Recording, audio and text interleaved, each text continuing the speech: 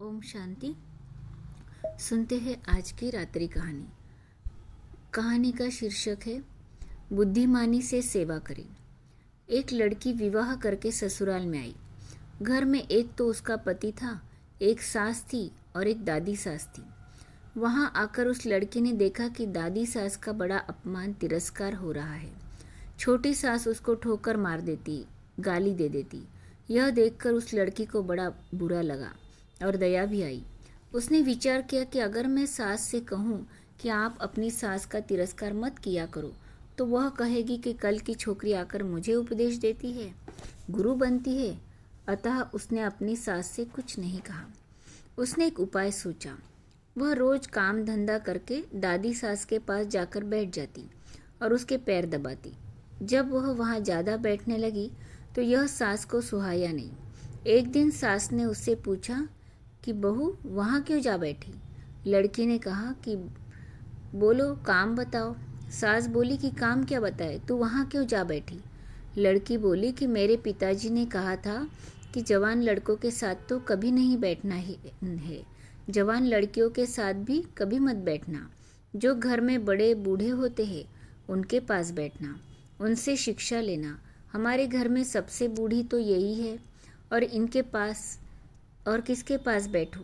मेरे पिताजी ने कहा था कि वहाँ हमारे घर की रिवाज नहीं चलेगी, वहाँ तो ससुराल की रिवाज चलेगी। मेरे को यहाँ की रिवाज सीखनी है, इसलिए मैं उनसे पूछती हूँ कि मेरी सास आपकी सेवा कैसे करती है। सास ने पूछा, फिर बुढ़िया ने क्या कहा। वह बोली कि दादी जी कहती है कि यह मेरे को ठोकर नहीं मारे, गाली नहीं दे तो मैं सेवा ही मान लूँ। सास बोली कि क्या तू भी ऐसा ही करेगी। वह बोली कि मैं ऐसा नहीं कहती हूँ, मेरे पिताजी ने कहा कि बड़ों से ससुराल की रीति सीखना।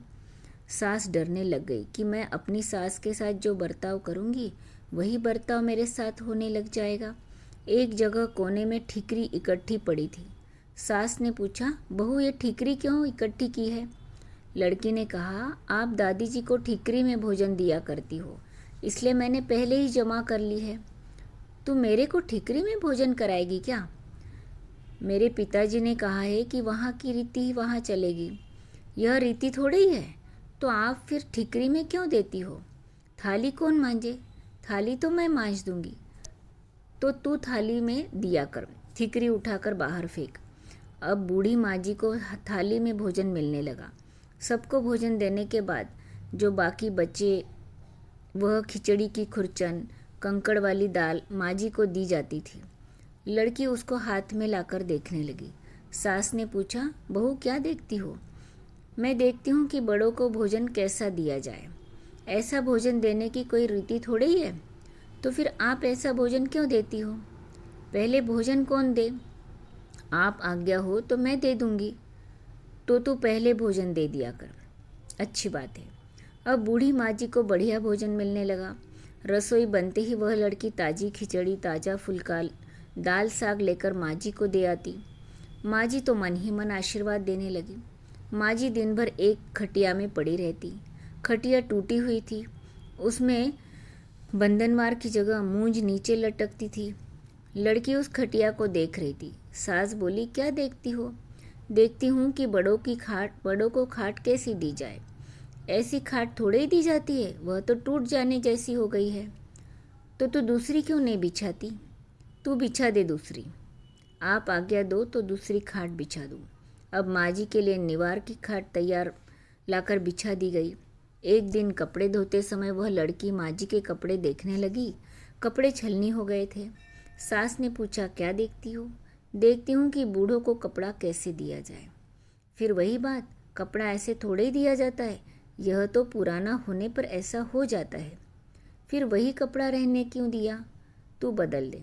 अब लड़की ने माँ जी के कपड़ा, चादर, बिछौना आदि सब बदल दिया।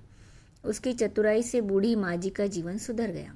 अगर वह लड़की सास को कोरा उपदेश देती तो क्या वह उसकी बात मान लेती।